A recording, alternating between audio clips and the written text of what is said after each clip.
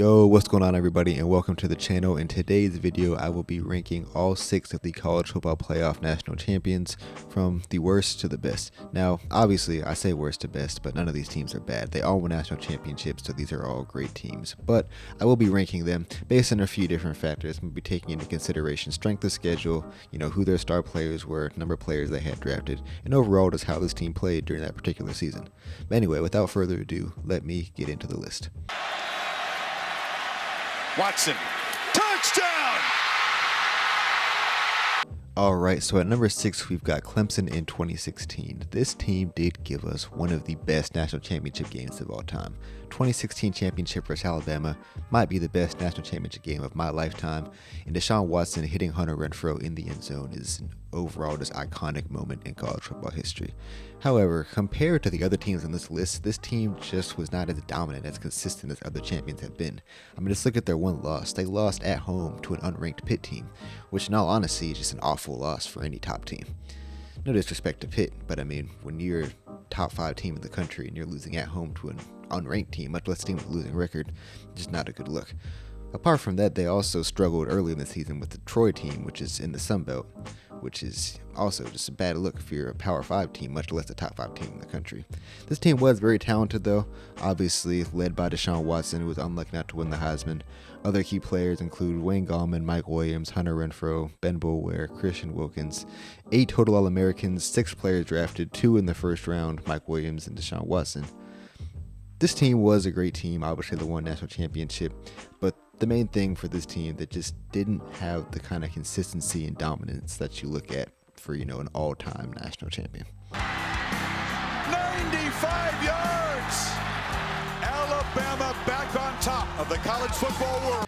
Alright, so coming in at number 5, we have 2015 Alabama. Now, much like 2016 Clemson, this team has some players. I mean, I'm talking about some absolute studs. Right off the bat, you look at Heisman Trophy winner Derrick Henry. I mean, you see what he's doing to folks in the NFL now. Man, back in the day in college, man, he was doing them boys wrong. But yeah, this team had other great players too, like Calvin Ridley, Minka Fitzpatrick, Marlon Humphrey were all also on this team. So talent-wise, this team was very good. But also, like Clemson, this team was inconsistent and overall not a completely dominant champion from wire to wire like other teams have been. And if you look at early in the season, I mean, this team was having serious identity issues, which is unheard of for an Alabama team during the Saban era. Jake Coker was the quarterback of this team, which is a name hardly anyone even remembers. And early on in the season, he was very shaky, that went through a couple different quarterbacks and had a very bad loss to an Ole Miss team in a game that was a lot more lopsided than the score suggests. The game only ended up losing by 1 possession, but a game that I remember seeing fans leaving Bryant-Denny early, which I'd never seen before, apart from when Alabama's, blowing somebody out. But yeah, this team obviously was a very good team. They got it together in the end and won national championship, but also, like Clemson, this team was not the dominant wire-to-wire force that other champions have been during the CFP era. Aloha trying to make up for it. Fires to the end zone. Touchdown! Alabama wins! Alright, so coming in at number 4, we have 2017 Alabama. Now, this team gave us another iconic moment in CFP and college football history. When in the 2017 national championship game against Georgia, Tua comes in for Jalen Hurts, leads Alabama to a victory with a game-winning touchdown pass to Devontae Smith in just a crazy moment for everyone involved. Now, this team was very talented, extremely talented. I mean, you see, they had 2 quarterbacks who were both NFL, high draft pick level talents. Jalen Hurts and Tua Tagovailoa, as well as having 12 total players drafted from this team in the next year's draft, 3 going in the first round. This team also included players like Damian Harris, Calvin Ridley, and Minka Fitzpatrick. Now, this team was more consistent than the other teams in this list, but they still weren't as dominant. I mean, they weren't an undefeated champion like teams we'll get to later. They did have a slip up late in the season to Auburn, which at the time many thought they wouldn't even make the national championship. But things went their way, they pulled through, they got into the playoffs, they handled their business, and this team is going to go down as a fairly good national championship team. Ezekiel Elliott, and he's got an opening. Elliott off to the races. Can they catch him? No, they can't. Touchdown. Right, so coming in at number 3, we have 2014 Ohio State. Now, this team to me was fun to watch. I mean, just the players, the names that were on this team is crazy looking back on it. I mean, Ezekiel Elliott, Joey Bosa, Cardale Jones, Braxton Miller, JT Barrett. You know, this team just from top to bottom was just great if you look at the names. Even Michael Thomas on this team, this guy that people forget about and is now an NFL star. Michael Thomas as well was on this Ohio State team. This team did lose early in the season to Virginia Tech, which was a bad loss and had a lot of people writing them off at the time. But if you look at the turnaround and the way this team played the rest of the season, this team truly had the heart of a champion. If you just look at towards the end of the season, they completely dismantled Wisconsin 59-0 in the Big Ten championship.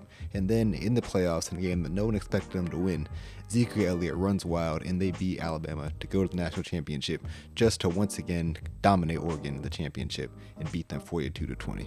This team only had 5 players drafted in the following draft, but if you look at all the names and all the players on this roster, so many different players on this team ended up having good NFL careers for themselves. I mean, just look at what I said earlier. Ezekiel Elliott, Joey Bosa, and Michael Thomas being the first 3 to come to mind. But overall, I mean, this team was just super fun to watch, and that's another factor that just, for me, puts this team higher than the other teams on this list. So yeah, at number 3, 2014, Ohio State. A third throw in 3 plays. It's intercepted. And the Tigers are going the other way. A.J. Terrell with a pick 6. Coming in at number 2, 2018 Clemson. Man, talk about a team that showed up when it mattered most. 44-16 against Alabama in the national championship game. One of the best performances in a national championship game in a long, long time. This was another, obviously, very talented team. This was Trevor Lawrence's freshman year. This is when he became the guy at Clemson and became one of the guys in all of college football. And there was plenty of other talented players too. I mean, think about guys that are still there, like Travis Etienne, and then other guys like T. Higgins, Justin Ross, and plenty of other All-Americans and NFL talents that were on this team.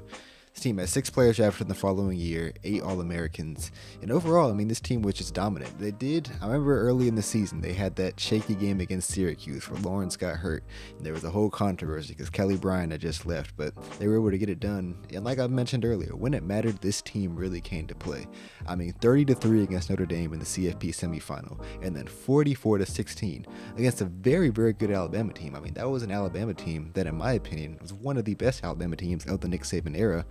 They just lost in the championship game, and not just lost. I mean, Clemson really just took it to them and blew them out. And also, I mean, this team went 15-0. One of only 2 teams in college football history to go 15-0. One of only 2 teams in the CFP era to finish the season undefeated. So yeah, at number 2, I gotta give it to 2018 Clemson. To Jamar Chase, we just circled saying that he can come from that spot. This time it's Marshall at 6'4". He puts it up. Coming in at number 1, who else but the 2019 LSU Tigers? Where do I even start with this team?